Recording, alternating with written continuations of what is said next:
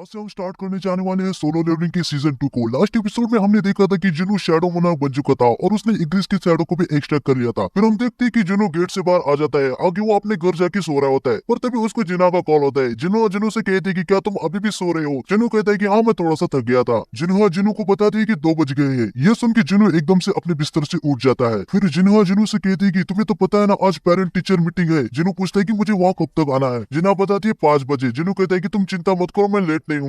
जिना कहती कि मुझे पता है, पर जब तुम यहाँ पहुंचोगे तो मुझे एक कॉल जरूर करना। जिनो को जिना के होम रूम टीचर से मिला था। वो अपने कपड़ों को देखता है। वो समझ जाता है कि उसे कुछ अच्छे कपड़े पहन के जाना चाहिए। आगे हम देखते हैं कि जिनो एक बैंक में अपना डेबिट कार्ड और बैंक अकाउंट अपडेट करने आया होता है। बैंक की एक एम्प्लॉय जिनो का बैंक अकाउंट अपडेट कर देती है। तभी वो जिनो के अकाउंट में 1.4 बिलियन वॉन को देख के शॉक हो जाती है। वो जिनो से पूछती है कि तुम काम क्या करते हो? जिनो बताते है कि मैं एक हंटर हूँ। बैंक एम्प्लॉय को पता होता है कि हंटर अच्छा खासा कमा लेते हैं। वो सोच रहे होते कि जिनो कोई हाई रैंक का हंटर होगा। तभी मौके पे चौका मारते हैं। वो बैंक एम्प्लॉय जिनो को अपने बैंक में न्यू इन्वेस्टमेंट में इन्वेस्ट करने को कहती है, पर जिनो तुरंत मना कर देता है। जिनो के स्कूल आ जाता है। जिनो को देख के जिना अलग ही मुंह बना लेती है। वो जिनो से कहती है कि तुम कौन हो? तुमने असली जिनो के साथ क्या किया? जिनो से पूछता है कि क्या मैं अच्छा नहीं दिख रहा? जिना कहती है मुझे कोई आइडिया नहीं, कोई इतना कैसे चेंज हो सकता है? जिनो से कहता है कि मुझे तुम्हारे होम रूम टीचर से मिला था, क्या मुझे कोई स्लाइड के साथ ट्रैक सूट को पहनना चाहिए था? फिर जिनो को होम रूम टीचर के पास ले जा रही होती है। सारी लड़कियां जिनो को देख के शॉक हो रही थी। तभी जिनो से कहती है कि तुम तो काफी पॉपुलर हो और देखा जाए तो तुम्हारी कोई गर्लफ्रेंड भी नहीं है, क्या मैं इधर किसी के साथ तुम्हारी सेटिंग करा दूं? लेकिन जिनो उसकी गाल पकड़ के खींचता है और उसे चुप करा देता है। आगे वो जिन्हा के होम रूम टीचर से मिलता है। जिन्हा के होम रूम टीचर जिनो से कहती कि मुझे नहीं पता था कि जिन्हा का भाई इतना हैंडसम है। जिनो मन में कह रहा होता है कि वो भी इस स्कूल से ग्रेजुएट हुआ है, पर वो इनसे पहली बार मिल रहा है। आगे वो टीचर जिनो को बताती है कि जिन्हा के ग्रेड्स काफी अच्छे है, वो दिल कीपिंग बहुत अच्छी है, तो तुम्हें उसकी चिंता करने की कोई भी जरूरत नहीं है। मुझे उसके फ्यूचर की भी कोई चिंता नहीं है। तुम्हें तो जिन्हा का गोल पता ही होगा, उसे स्कूल के मेडिकल को अटेंड करना है। जिनो कहता है कि हाँ मुझे पता है। आगे टीचर बताते हैं कि जिन्हा के practical score, grades, report card सब कुछ एक्सीलेंट है। वो अपने गोल को हासिल भी कर सकती है, फिर भी उसमें कुछ ज्यादा प्रेशर मत डालना। जिनो कहता है मैं समझ गया। टीचर जिनो से कहती है कि तुम एक हंटर हो ना, अगर जिना अवेक हो जाए तो तुम क्या उसे हंटर बनने दोगे? जिनो कहता है बिल्कुल भी नहीं। टीचर कहती है कि मैं समझ गई, मैंने तुमसे ये इसलिए पूछा क्योंकि एक स्टूडेंट स्कूल छोड़ना चाहती है क्योंकि वो अवेक हो गई है और वो कुछ दिनों से स्कूल में भी नहीं आ रही। अगर ऐसे ही चलता रहा तो स्कूल को उस पर एक्शन लेना होगा। अगर वो हंटर भी बन गई तो कोई बात नहीं, लेकिन कम से कम उसे अपना ग्रेजुएशन तो कंप्लीट करना चाहिए। जिनो उसे पूछ रहा होता है कि उसकी रैंक क्या है। टीचर बताती है कि मुझे हंटर के बारे में कुछ खास तो पता नहीं, लेकिन जितना मैंने सुना है उसका रैंक सबसे लोएस्ट है। जिनो समझ जाते है कि उसका रैंक ई है और जिनो खुद भी एक ई रैंक हंटर रह चुका है, तो वो समझ जाता है कि उससे मरने में जरा सा भी टाइम नहीं लगेगा। टीचर जिनो से कहती है कि अगर तुम्हें कोई परेशानी नहीं है तो तुम क्या एक काम करोगे? वैसे वो जिना की एक फ्रेंड है, तो क्या तुम उसको कम से कम स्कूल फिनिश करने के लिए मनाओगे? जिनो उनसे कहता है कि क्या वो जिना की फ्रेंड है? टीचर कहती है उसका नाम है हान सोंगी। फिर हमें इवनिंग में दिखाते हैं जहाँ जिनो एक अपार्टमेंट के नीचे आकर खड़ा था। तभी वहाँ पे एक लड़की आती है जो कोई और नहीं बल्कि सोंगी ही होती है। सोंगी जिनो से कह रही होती कि मिस्टर आप यहाँ पे क्या कर रहे हो? क्या आप वही हंटर हो जिसे टीचर ने मुझसे बात करने के लिए कहा था? जिनो सोंगी को उसकी और जिना की फोटो दिखाता है और पूछता है कि क्या तुम इस लड़की को जानती हो? क्या तुम इस लड़की की फ्रेंड हो? सोंगी कहती है कि हाँ ये तो जिना है। क्या आप उसके बड़े भाई है? मैं आपसे मिलने हॉस्पिटल में आई थी जब आप एडमिट थे।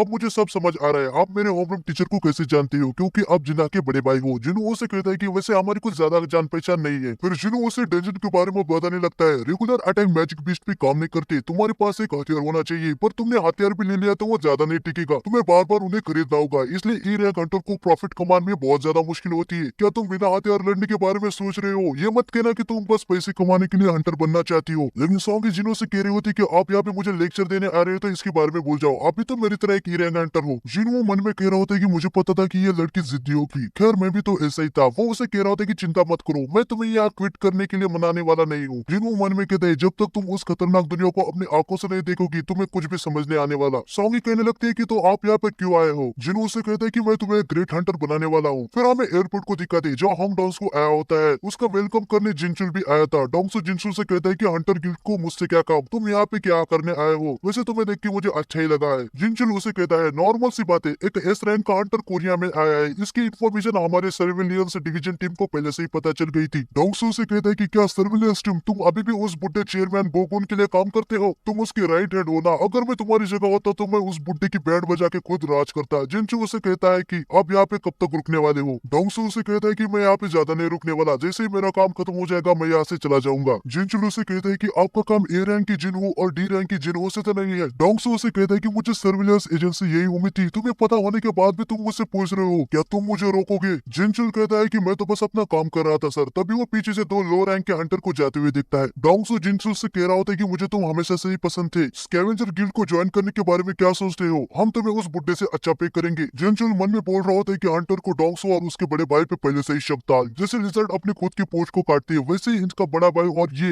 हंटर्स को मार डालते थे, लेकिन कुछ भी सबूत न मिलने के कारण हम कुछ भी नहीं कर पाए थे। अगली सीन में हम देखते हैं कि जिन्हों सोंगी को व्हाइट टाइगर गिल्ड की ट्रेनिंग गेट जो न्यू हंटर्स के लिए है उसके पास लेके आया था, जिसका इंतजाम जिन्हों के रिक्वेस्ट मिस्टर आर्म ने किया था, जो कि व्हाइट गिल्ड टाइगर के सेकंड डिवीजन के चीफ थे। पहले ये सब एक दूसरे को इंट्रोड्यूस कराते हैं। मिस्टर आर्म को ई रैंक हंटर सोंगी से कुछ ज्यादा एक्सपेक्टेशन नहीं थी, लेकिन तब उसे याद आता है कि जिन्हों भी तो एक ई रैंक हंटर है, इसलिए वो सीधे अभी कंक्लूजन पे नहीं आता। उसे लग रहा होता है कि जिन्हों व्हाइट टाइगर गिल्ड में इंटरेस्टेड है। मिस्टर आर्म बता रहे होते कि इस जगह भी काफी ज्यादा गेट ओपन होते रहते हैं, तो यहाँ पे ज्यादा लोग नहीं रहते, लेकिन आज एक सी रैंक का गेट भी ओपन हुआ है, जो इनके लिए अभी फिलहाल के लिए ट्रेनिंग के लिए बेस्ट है। तब यहाँ पे एक फुल आर्मर में बंदा आता है, वो कहता है कि ऑलरेडी 9 बज चुकी है, बातें बंद करो और अंदर चलो। जिन्हों कहता है कि ये कौन है। मिस्टर ऑन बताते कि ये हमारा न्यू ए रैंक हंटर है, जो कि एक टैंक है। जब हमने आप यहाँ पे आ रहे हैं इसके बारे में उसको बताया तो वो इससे थोड़ा सा नाराज हो गया है। उसको लगता है कि हम किसी ट्रिप पे जा रहे हैं। उसका नाम किम चुल है और वो आज की स्ट्राइक स्क्वाड को लीड करने वाला है। आज की स्ट्राइक स्क्वाड में एक ए रैंक, 7 बी रैंक और 4 सी रैंक के हंटर्स है, जो कि टोटल 12 मेंबर्स है। मैं जानता हूँ कि ए रैंक और बी रैंक हंटर्स सी गेट के लिए ज्यादा ही है, माना कि उनकी रैंक ज्यादा है, लेकिन वो न्यू हंटर्स है। जिन्हों कहता है फिर भी ए रैंक और बी रैंक कुछ ज्यादा ही हो गए। वो मन में सोचता है कि इस रेट से कुछ भी सीखने को नहीं मिलेगा, लेकिन इससे सॉन्ग को जरूर पता चलेगा कि आई रैंक के हंटर के सामने ई रैंक कुछ भी नहीं कर पाते। आगे वो डंजन के अंदर जाने लगते हैं, लेकिन जैसे ही जुनू अंदर जाने लगता है उसे अजीब सा फील होता है और हम देखते हैं कि डंजन पूरा का पूरा रेड कलर में बदल जाता है। जिनू को खतरा सेज होता है, वो समझ जाता है कि उनको यहाँ से जल्दी निकलना होगा। वो बाहर आने की कोशिश करता है पर नहीं आ पाता। वो जाते समय मिस्टर आ से कहता है कि मेन स्ट्राइक को जल्द से जल्द कॉन्टेक्ट करे।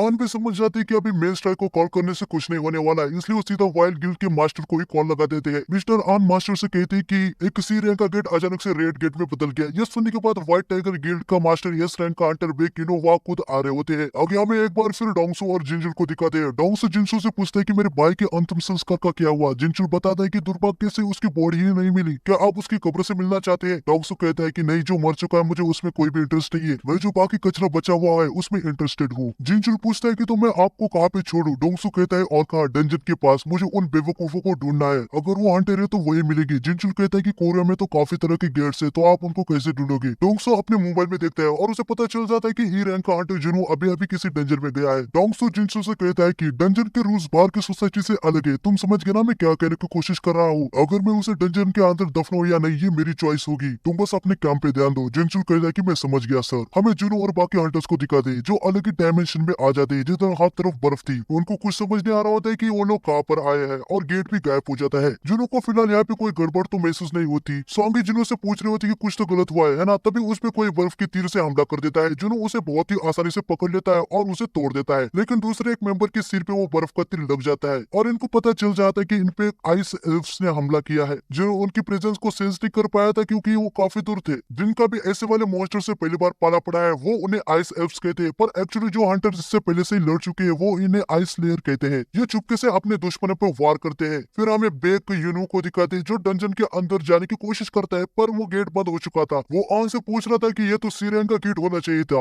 आन कहता कि हाँ सर, ये सी रैंक का ही गेट था। बेक कहता है कि क्या तुमने एसोसिएशन से कंफर्म नहीं किया था। आन कहता है कि हाँ किया था सर, वो भी बार बार सी रैंक ही कह रहे थे। फिर हमें पता चलता है कि जो रेड कलर के गेट हो रहे हैं वो सिर्फ हाई रैंक के डंजन में ही देखे जाते हैं। बेक को यकीन होता है कि ये गेट कम से कम बी या उससे ज्यादा रैंक का है। आन कहता है कि हम इसे फिर से मानामीटर से मेजर करें। बेक कहता है कि गेट पहले से ही रेड हो गया है, अब इससे मानामीटर की वेव एमिट नहीं करेगा, तो इसे मेजर करना इम्पॉसिबल है। इसकी वजह से हमारे पास अब कोई रास्ता नहीं कि हम कैसे पता करें कि ये गेट किस रैंक का है। मुझे बताओ कि गेट के अंदर कितने हंटर गए हैं और उनकी रैंक क्या है। आन बताता है सारे मिला के 12 हंटर है, जिनमें से एक ए रैंक का हंटर है जिसका नाम चूल है और वो लीडर है। बाकी उसके साथ 7 बी रैंक हंटर से। बेक मन में सोच रहा होता है कि ये गेट पक्का बी या ए रैंक का ही होगा। अगर ये यस रैंक का होता तो पूरे देश को इमरजेंसी सिचुएशन में डाल देता। आगे वो सभी को पता था कि अगर ये गेट बी रैंक का होगा तो कम से कम 3 या उससे ज्यादा ए रैंक हंटर चाहिए। अगर गेट ए रैंक का होगा तो 1 या उससे ज्यादा यस रैंक हंटर या फिर 10 ए रैंक हंटर होने चाहिए। इसका मतलब ये कि अगर ये गेट ए या फिर उससे ज्यादा रैंक का होगा तो उनके बचने की कोई चांस नहीं है। किस्मत अच्छी हुई तो ए और बी रैंक के कुछ हंटर बच सकते हैं। तभी आन कहता है कि